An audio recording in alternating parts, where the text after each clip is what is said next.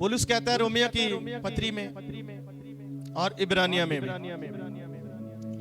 पौलुस कहता है कि मैं चाहता था कि तुम्हें अन्न खिलाऊं, लेकिन अभी भी मुझे तुमको दूध पिलाना पड़ रहा है कि तुम लोग बड़े नहीं हो रहे हो, एज बढ़ रही है, लेकिन तुम लोग अभी भी बच्चे बने हुए।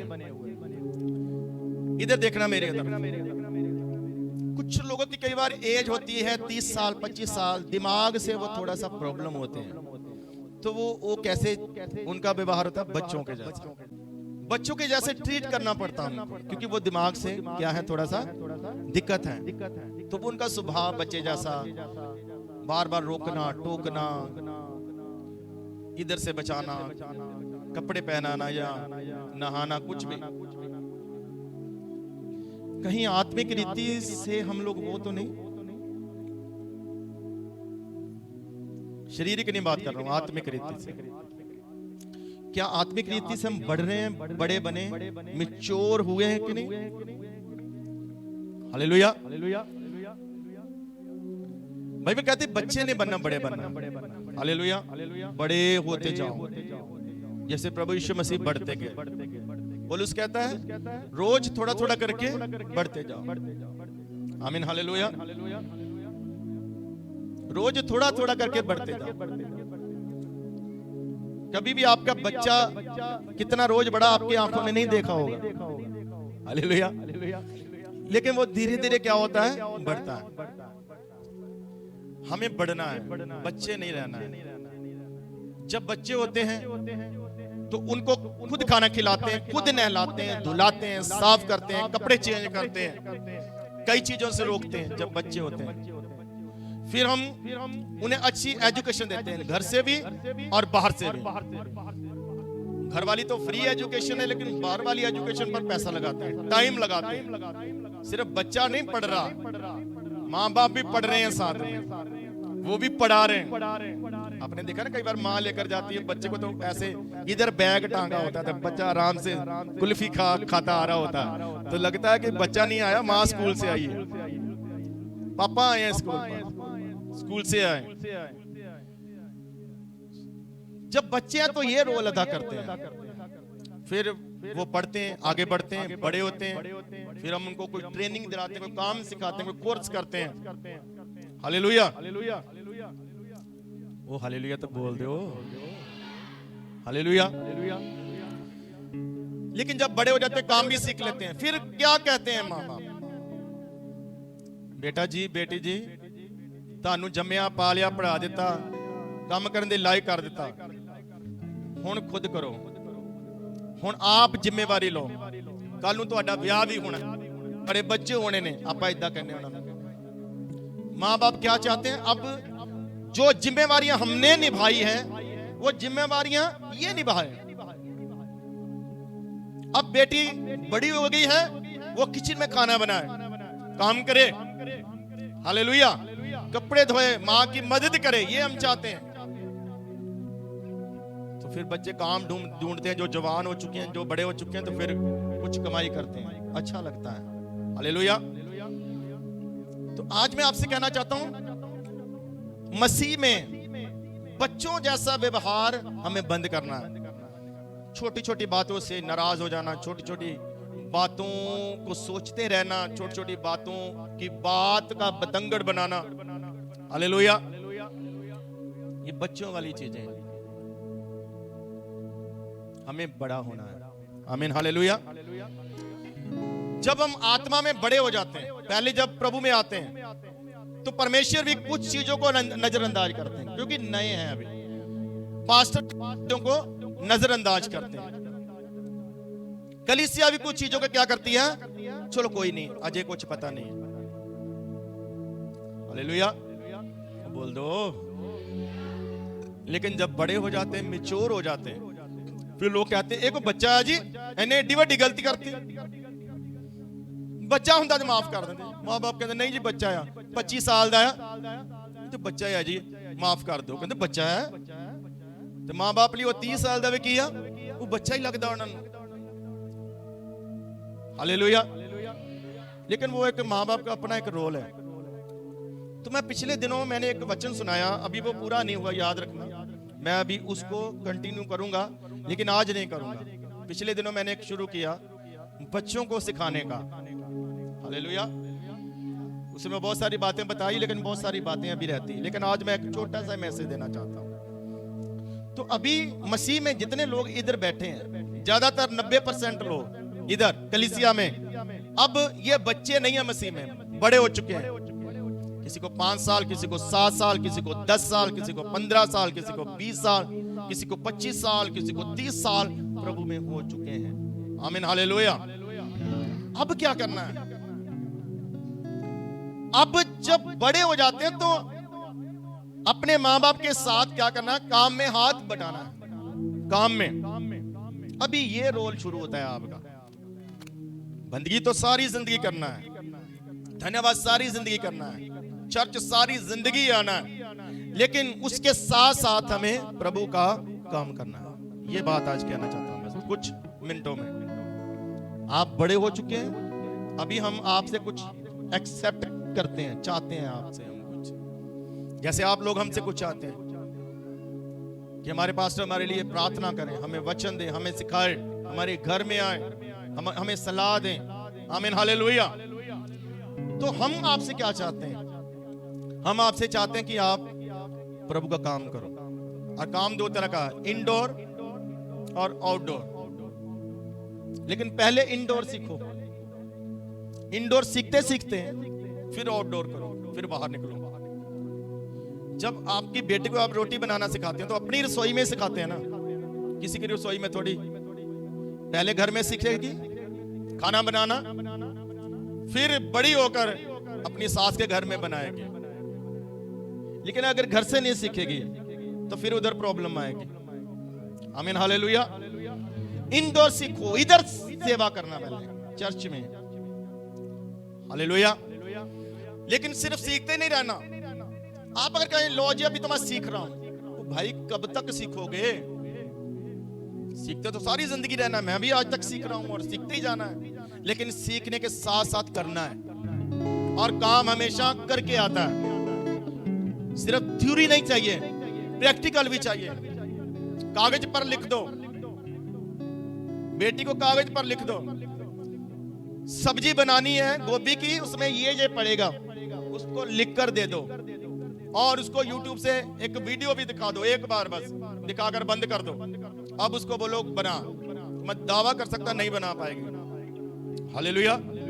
लेकिन अब जब आप उसके पास बैठेंगे, खड़े होंगे, आप उसको सिखाएंगे ऐसे कर, इसको ऐसे कर, तो वो सीखेगा। आमीन, हालेलुया। ये रोल तो हम अदा कर रहे हैं काफी सालों से आपकी लाइफ में, हम कर रहे हैं आपके लिए और करते जाएंगे। लेकिन आपको साथ साथ सीखते सीखते प्रभु का काम करना है। ये अब बड़े हो चुके हैं। आमीन, हालेलुया। तो मैं ये क्या बता रहा हूं कि पहले घर से करना है, घर में करो पहले, फिर आउटडोर जाओ। प्रभु ने घर में सिखाया उनको। कैसे? 3.5 साल प्रभु उनके साथ साथ रहकर सिखा रहा था। वो उनकी ट्रेनिंग थी, वो कोर्स था उनका, वो थी उनकी BTH।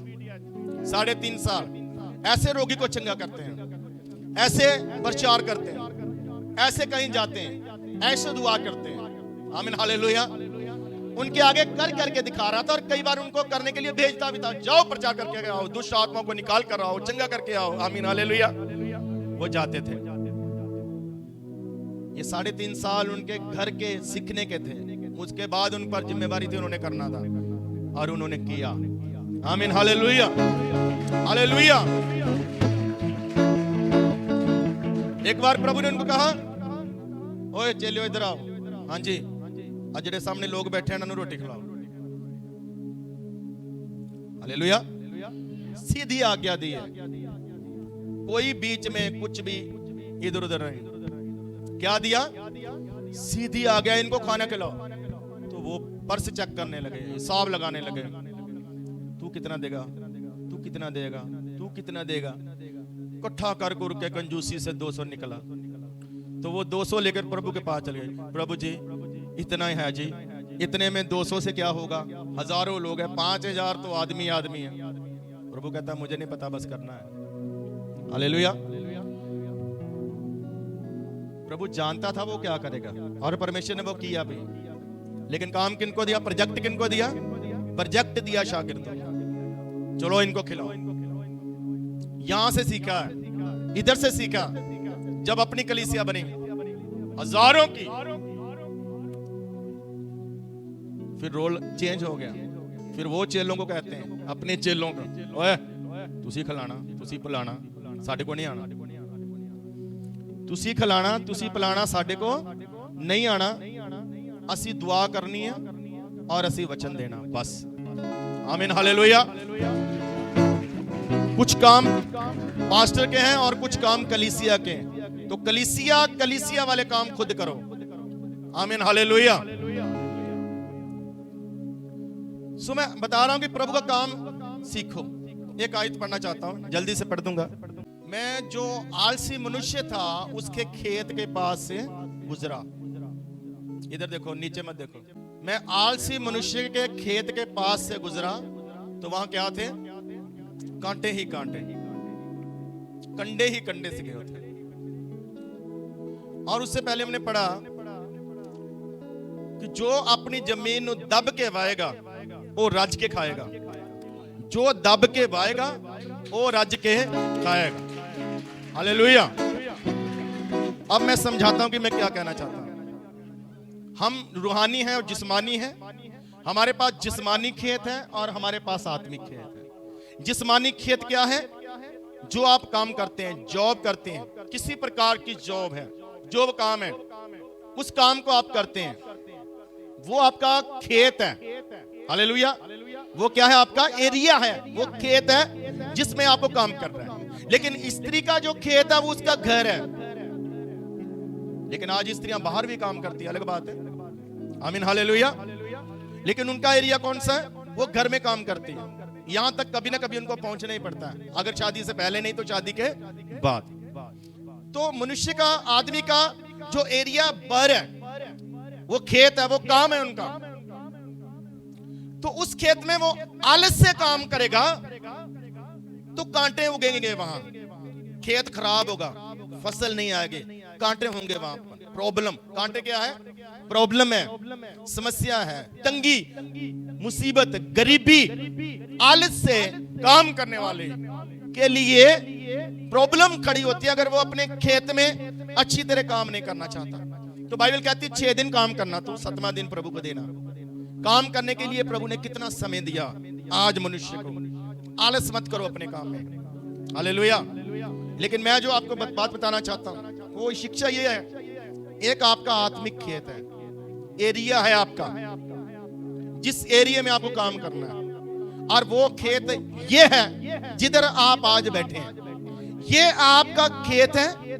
सेवकाई में इस छोटे खेत से आपको ट्रेनिंग लेकर करके फिर आपको बड़ा खेत दिया जाएगा। आमीन, हालेलुया। जो थोड़े में वफादार होगा उसको ज्यादा दिया जाएगा, जो थोड़े में वफादार नहीं होगा उसको ज्यादा नहीं दिया जाएगा। सेवा के लिए आपके पास कौन सा एरिया है? चर्च है, ये खेत है। लेकिन वो कहता है मैं आलसी मनुष्य के खेत के पास से गुजरा तो वहां कांटे थे, प्रॉब्लम थी, वहां चुभन थी। कलीसिया मैं आपसे कहना चाहता हूं, परमेश्वर के काम में जब आप बड़े हो चुके हैं तो आलस से नहीं करना परमेश्वर का काम। वहां पर लिखा हाय उस मनुष्य पर जो परमेश्वर का काम आलस से करता है। हाय उस मनुष्य पर। हाय क्या है? श्राप है। श्राप उस मनुष्य पर जो परमेश्वर का काम आलस से करता है। जिस प्रकार आप अपना काम आलस से नहीं करते, स्त्री खाना बनाती आलस से नहीं बनाती और ना ही बनाए। आदमी अगर काम पर जाता आलस से नहीं करता। अगर आलस से करेगा उसको पूरा पैसा नहीं मिलेगा, पूरी तनख्वाह नहीं मिलेगी, पूरी सैलरी नहीं मिलेगी, उसका कम पैसा बनेगा। अगर 30 दिन में 20 छुट्टियां करोगे तो 10 दिन का ही पैसा बनेगा। आत्मिक रीति से क्या आप अपने खेत में आलसी हैं या नहीं? ग्रेसफुल चर्च की कलीसिया आज थोड़ा सा चौकस हो जाओ। प्रभु का ये एरिया जो आपको दिया ना, ये खेत है। किसी और के खेत में बीज मत बो, किसी और के खेत को जोतने की कोशिश मत करो। किसी और के खेत में मजदूरी करने की कोशिश मत करो। किसी और के खेत में, किसी और के एरिया में सेवा करने की कोशिश मत करो, वो रॉन्ग होगा। तो आप क्या करते हैं? आप किसी और खेत की सेवा करते हैं, किसी और खेत में अपनी सेवाएं दे रहे हैं आप। हालेलुया। लेकिन आपको अपने खेत में अपनी सेवाएं देनी, जिम्मेवार अगर आप हैं तो। खुदावंद ने जो आपको खेत दिया उसमें आपको काम करना, लेकिन आलस से नहीं। क्या हम सिर्फ बंदगी करें? क्या हम सिर्फ दुआ करने वाले बन जाएं? क्या सिर्फ हम चर्च आए बस काफी है? हफ्ते बाद चर्च आए बस काफी हो गया, खत्म हो गया हफ्ते बाद आने के बाद? नहीं, शुरू हुआ है, वो तो शुरू है। आमीन, हालेलुया। क्या आप प्रभु के खेत में काम कर रहे हैं? बाइबल कहती है खेत पका हुआ, मजदूर कम है। तो खेत में मजदूर ज्यादा होने चाहिए। ज्यादा मजदूर होंगे तो काम स्पीड से होगा और जल्दी खत्म हो जाएगा। लेकिन अगर कम मजदूर होंगे तो काम क्या होगा? एक तो देरी से होगा, एक ठीक नहीं होगा। तो मैं आज चर्च से कहना चाहता हूं, हर एक व्यक्ति जो इधर बैठा है, सिर्फ दुआ कराने के लिए मत आओ, इधर सेवा करने के लिए आओ, काम करने के लिए आओ। जो आप परमेश्वर का काम करने के लिए आएंगे तो परमेश्वर आपके काम करेंगे। लेकिन अगर आप परमेश्वर के काम में आलस करते हैं, अपने खेत के प्रति आलस दिखाते हैं, तो परमेश्वर भी आपके लिए ढीले बनेंगे। फिर अगर आपको दावत को वेट करवाते हैं तो परमेश्वर भी आपसे वेट करवाएंगे। हालेलुया। क्या अपने खेत के लिए कोई दूसरा जिम्मेवार होगा? आपका खेत क्या कोई और जोतेगा? आपका चर्च कोई और बनाएगा? आपके चर्च के काम कोई और करेगा? आमीन, हालेलुया। नहीं। तो क्या आप इस बात के बारे में कभी सोचा? हर एक व्यक्ति जिम्मेवार है। शरीर में हर एक अंग को क्या करना है? काम करना है। तो बाजू ये नहीं कहे कि आज रेस्ट कर लेती हूं, बहन तू ही आज काम कर ले, तू ही बनाना सब कुछ, करची कुर्ची तू ही मार। हालेलुया। नहीं, शरीर के सारे अंगों को यूज करना पड़ता है, फिर कुछ अच्छी चीज बनती है। तो दूसरी आयत में हमने पढ़ा था, जो अपनी जमीन को कैसे जोतेगा, कैसे काम करेगा? दब के। जो अपनी जमीन को दब के वाएगा। क्या अपनी सेवा में, अपने काम में आप दबा के कर रहे हो? हालेलुया। क्या सही से कर रहे हैं या दूसरा पर छोड़ा? वो कर लेगी, वो आएगा, वो कर लेगा। मैं बिजी हूं, मुझे अपने घर को देखना है, अपनी फैमिली को देखना है, अपना ही देखना मुझे, बस अपना ही देखते रहोगे तो खुदा का काम कौन करेगा? हालेलुया। प्रभु के लोगों को प्रभु का काम करना है, प्लस आलस से नहीं करना है। वो कहता है कीड़ी के पास जा, जिनका कोई प्रधान नहीं, लेकिन वो क्या करती है? वो आलस नहीं करती, वो गर्मियों में अनाज जोड़ती है। आमीन, हालेलुया। कीड़ी से सीख ले। तो इधर तो प्रधान भी है, लीडर भी है, अगुवे भी हैं, फिर भी हम सही से नहीं करते। तो चींटियां जो है, उनका कोई प्रधान अगुवा नहीं है, लेकिन वो जिम्मेवारी से अपना काम करती है। आमीन, हालेलुया। कई बार आपने देखा होगा, एक छोटे से टुकड़े को 7, 8, 10 चींटियां क्या होती है, उठाकर खींचकर, कुछ लोग कुछ इधर को पीछे को चल रही होती है, तो कुछ आगे से क्या कर रही होती है? धक्का लगा रही होती है। और अपने से ज्यादा बड़े टुकड़े को कुछ चींटियां मिलकर अपनी कोठरी में ले जाती हैं। हालेलुया। ये विश्वासियों का रोल है, किसी काम को मिलके करना, इकट्ठे करना। तो वो काम बड़ा भी होगा तो क्या होगा? वो पूरा हो जाएगा। आमीन, हालेलुया, हालेलुया। कोई खींचने वाला चाहिए और कोई धक्का लगाने वाला चाहिए। हालेलुया। खींचने के लिए इंजन के तौर पर हम लगे हुए हैं, हम सेवा को खींच रहे हैं, लेकिन हमें धक्का लगाने वाले नहीं मिल रहे हैं, हमें पुश करने वाले नहीं मिल रहे हैं, हमें सहयोग देने वाले नहीं मिल रहे हैं। तो कई बार वो बड़ा टुकड़ा हम छोड़ देते हैं, रहन दो जी, ये नहीं होना। उस काम को क्या कर देते हैं? या पोस्टपोन कर देते हैं, या उसको छोड़ देते हैं। ये नहीं हो सकता, क्योंकि साइड वाले नहीं है, पीछे वाले धक्का लगाने वाले नहीं है, अकेला इंजन ही दौड़ रहा है बस। हालेलुया। लेकिन जो डिब्बे हैं उनके भी पहिए होने चाहिए। हालेलुया। एक बार खींच लिया तो क्या करे, पीछे भागे हैं। लेकिन आज हम लोगों के पहिए नहीं है, हमें जबरदस्ती खींचा जा रहा है, ये करो, वो करो, ऐसा करो। हालेलुया। यूना नबी परमेश्वर के काम से भागा। किससे भागा? कुछ बोलो, कहां से? सही था वो? उसके बाद क्या हुआ पता है ना आपको? वो किसी और जहाज में चढ़ गया। तो कहीं ऐसा होता नहीं हम किसी और जहाज पर चढ़ रहे हैं, किसी और जहाज पर चढ़ के कहीं और जाने की कोशिश कर रहे हैं। क्योंकि वो जिस देश में जा रहा था ना, वो अमीर था। वो क्या था? वो निनवे की तरफ नहीं जा रहा था। वो कहां जा रहा था? तर्शीश की तरफ। वो एक धनी शहर था।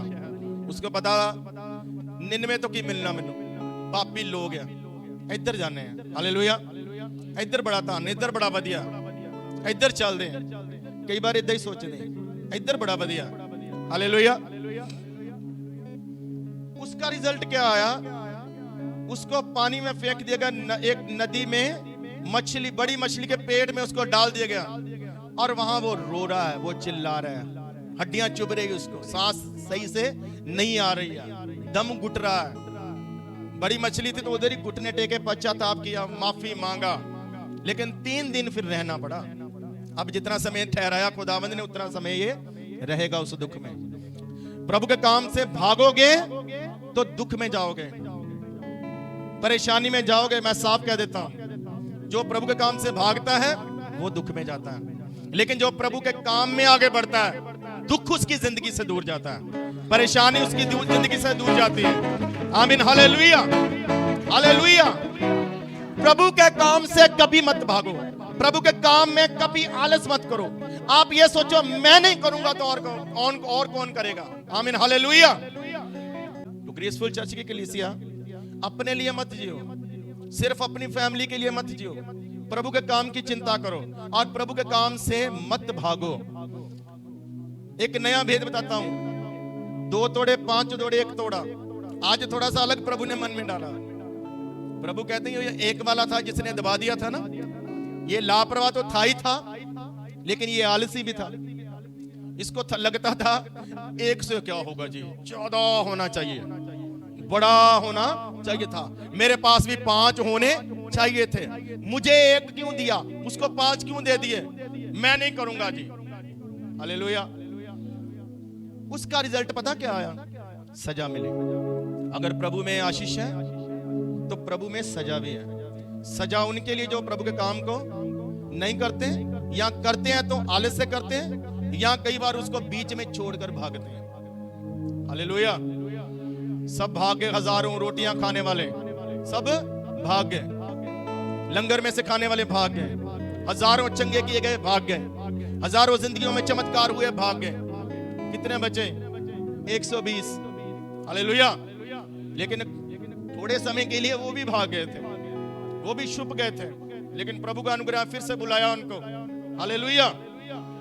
सो मैं आपसे क्या कहना चाहता हूं, हम भागने वालों में नहीं होने चाहिए, प्रभु के काम को छोड़कर भागने वालों में, छुपने वालों में। चेले छुपे हुए थे, प्रभु क्या कहता है? बाहर निकलो, प्रार्थना करके शक्ति पाओ, जाओ के काम करो।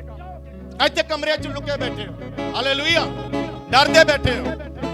प्रभु के काम से ना भागो और ना छुपो, आगे आओ और प्रभु का काम करो, तो प्रभु भी आगे आएगा और आपके काम करेगा। आमीन। Hallelujah, hallelujah. पास्टर लोग ये कुछ काम नहीं करते होते, शारीरिक, हाँ आत्मिक बहुत काम होते हैं इनके पास, लेकिन फिर भी प्रभु उनकी जिम्मेवारी उठाता है। हालेलुया। क्यों भला? इसलिए कि वो मेरा काम कर रहे हैं, ये मेरा काम कर रहे हैं, तो मुझे इनका काम करना है। ये मेरे लिए सोचते हैं, मुझे इनके लिए सोचना। और एक बात लास्ट, इधर चर्च में आना टाइम सिर, ये भी एक सेवा है। टाइम सिर परमेश्वर की हुजूरी में आना, ये भी क्या है? एक सेवा का हिस्सा है। जिस दिन आप उस जगह पर नहीं बैठते, जिस जगह पर आप बैठते हैं वो जगह खाली नजर आती है, और खुदावंद को वो जगह खाली नजर आती है, उसको भरना है। सामरी स्त्री कहती मुझे पानी पिला, कहता जा अपने पति ਨੂੰ ਲੈ ਕੇ। वो कहती वो नहीं कल्ली ਨੂੰ नहीं पिला सकता। प्रभु कहता अपने पति ਨੂੰ भी प्रभु को चिंता है आपके बच्चों की, आपके पति की, आपकी पत्नी की, आपके रिश्तेदारों की, आपके भाई की, बेटे बेटियों की। प्रभु को क्या है? फिक्र करता है। प्रभु कहता है सब आओ, सब आओ, हे सब थके हुए बोझ दबे हुए लोगों, मेरे पास आओ, मैं तुम्हें विश्राम दूं। आमीन, हालेलुया, हालेलुया। आइए सब आंखें बंद करें, सब लोग फिर से 1 मिनट